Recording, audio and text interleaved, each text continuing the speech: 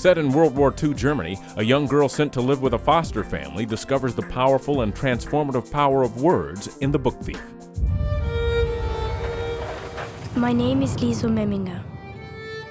I don't have a family, or even a place to call home. I never understood the meaning of the word hope. I love the relationship that forms between your two characters because in this time of sadness, there's this hope and this love. But how would you describe that relationship? From my point of view, I think Hans has an instinctive empathy for the world.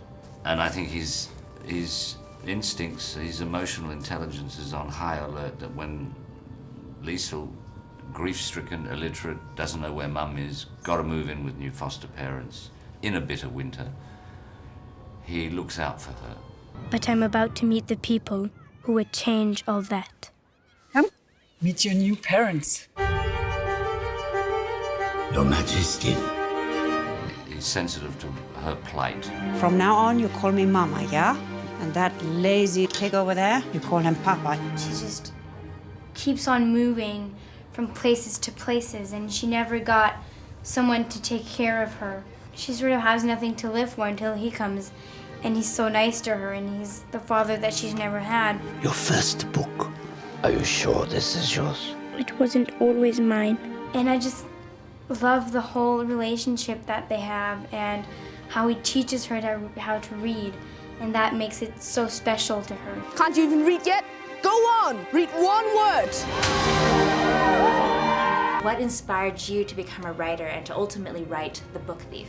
The thing that inspired me to be a writer was just loving books as a kid and turning pages without even knowing I was turning them. And that's when you know you're there.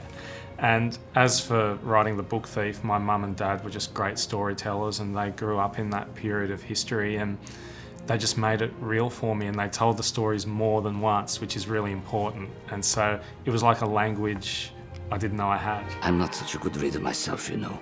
We will have to help each other out. As soon as I started watching the film in the very beginning, the first thing I thought was, how do you decide what tone you want to set for the film? Well, to a degree, you know, the book does that, the novel does it.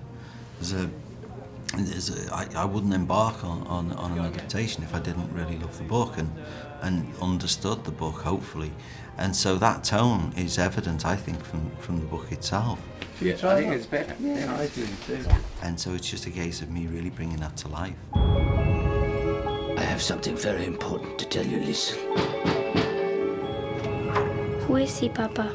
His name is Max. He needs help. A lot of people have said, you know, did you have to give her any acting tips and stuff? And I say, no, I didn't. I was getting good stuff that taught me a lot about how to work with a camera on a scene. If anyone saw him, they would take you away from me.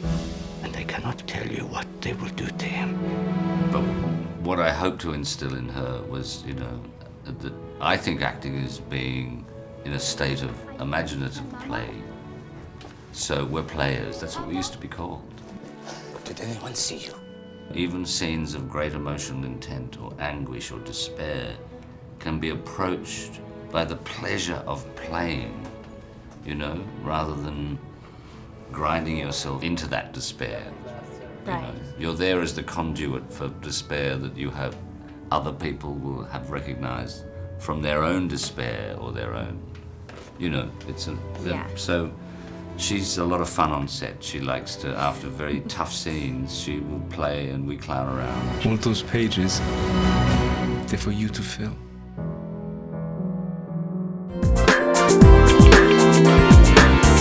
Made in Hollywood.